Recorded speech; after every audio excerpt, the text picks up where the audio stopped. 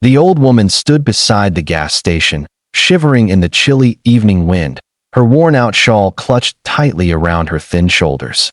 Her name was Martha. The cracked leather purse she held contained only $10, her last 10. She had been walking home from the market after realizing she couldn't afford both her medicine and her groceries. Life had been cruel lately, her husband gone, her children moved far away, and the house she once filled with laughter now silent as a grave. As she looked around, she whispered, "God, just help me through one more day." That's when she saw him, a young man, standing beside a heavy motorcycle that wouldn't start. His leather jacket was dusty, his face tired, and he kept glancing around helplessly. Something in his eyes, frustration mixed with worry, pulled at her heart. She didn't know this stranger, but something told her she was meant to stop. The biker, Jason, had been riding all day trying to make it to a charity event in another town. His phone battery was dead, his gas tank nearly empty, and his wallet lost somewhere on the road. When he saw the elderly woman walking toward him, he forced a polite smile, hiding his frustration. "Ma'am, sorry, I'm just having a rough day," he said. She looked at the motorcycle, then at him, and without thinking twice, opened her purse. "Take this," she said, handing him her last $10. Jason blinked, taken aback. "Ma'am, no, I can't take your money," he protested. But she simply smiled. "It's just gas money. Maybe one day, when you can, you'll help someone else."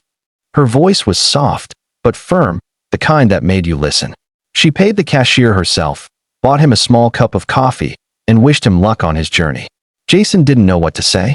"I'll pay you back," he promised. She chuckled. "Don't pay me back. Just pass it on." That night, Jason couldn't get her out of his mind. The charity ride he was part of was to raise funds for elderly care homes. He'd always seen it as just another event, another ride with his biker group. But now, as he refilled his tank and rode under the starlit sky, that frail old woman's kindness weighed on him more than the miles on the road. He arrived at the event late, his clothes dusty, but his mind clear.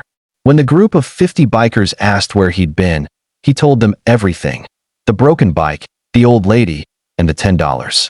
They all went silent for a moment, the roar of engines replaced by quiet reflection. Then one of the riders said, "We should find her."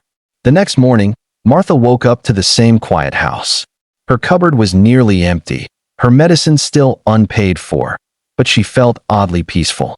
She'd done what she could, and that was enough. As she went outside to sweep her small porch, she heard something strange in the distance, a low rumbling, like thunder rolling across the sky. It grew louder and louder until she looked up and saw them. Dozens of motorcycles turning down her old street, sunlight gleaming off their chrome. Martha froze. 50 bikers rolled to a stop right in front of her little home. Jason stepped off his bike first, holding a large bouquet of flowers and a brown envelope in his hand. "Good morning, ma'am," he said, his voice cracking slightly. "Remember me?" Tears welled in Martha's eyes. "You came back," she whispered. Jason nodded. "We came back. You gave me your last $10 when I had nothing.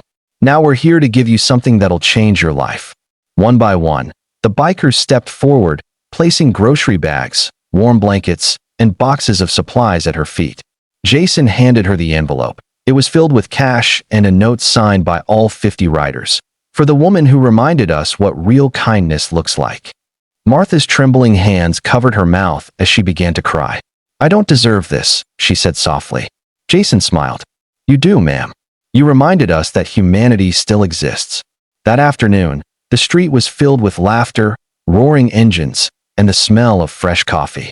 Martha sat on her porch surrounded by her new friends, men and women who had once been strangers, now bound to her by a simple act of compassion.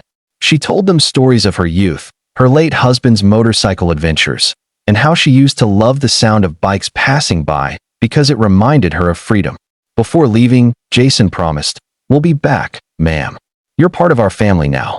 And every month, they kept that promise up by sunset. When the last bike disappeared down the road, Martha sat quietly with her hands wrapped around a steaming mug. For the first time in years, she didn't feel alone. Sometimes, she thought, it takes just $10 to remind the world how powerful love can be. And as the wind carried the faint sound of engines in the distance, she smiled through her tears, whispering, Thank you, Lord, for sending them to me.